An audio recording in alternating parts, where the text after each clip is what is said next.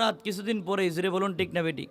14 তারিখ দিবাগত, ফেব্রুয়ারির 14 তারিখ দিবাগত রাত্রে অনেক লোক তো এখন নতুন নতুন আলেম বের হয়েছে, যারা বলে শবে বরাত বলে বেদাত, কোরআন হাদিসের মধ্যে বলে শবে বরাত নাই, জুড়ে বলুন না নাউজুবিল্লাহ। অথচ সহিহ হাদিস দ্বারা প্রমাণিত, আল্লাহর রাসূল বলেন ইন্নাল্লাহা লা ইয়াত্তালিউ ফি লাইলাতিন নিসফি মিন শাবান ফায়াগফিরু লিজামিই খালকিহি ইল্লা লিমুশরিকিন আও মুশাহিনিন, জুড়ে বলুন সুবহানাল্লাহ। আল্লাহর রাসূল বলেন নিশ্চয়ই আল্লাহ তাআলা 14 শাবানের রাত্রিতে আসমানের এই আসমান থেকে আল্লাহ রাব্বুল আলামিন জমিনের দিকে, অর্থাৎ আল্লাহ তাআলার সৃষ্টি যত মাখলুকাত আছে সকলের দিকে আল্লাহ তাআলা বিশেষ রহমতের দৃষ্টি দেন, জোরে বলুন সুবহানাল্লাহ। আল্লাহর রাসূল বলেন এই দুনিয়ার সমস্ত মাখলুকাতকে আমার আল্লাহ ক্ষমা করে দেই, 2 শ্রেণীর মানুষ ব্যতীত। কই শ্রেণীর? জোরে বলো না, কই শ্রেণী?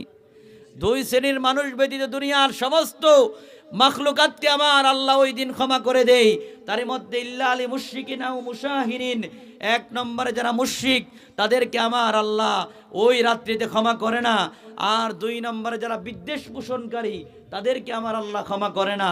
এই 2 শ্রেণীর মানুষ ব্যতীত এই 14 শাবানের রাত্রিতে, যেটাকে আমরা শবে বরাত বলি, ওই রাত্রিতে আমার আল্লাহ সমস্ত মাখলুকাতকে ক্ষমা করে দেই, জোরে বলুন সুবহানাল্লাহ।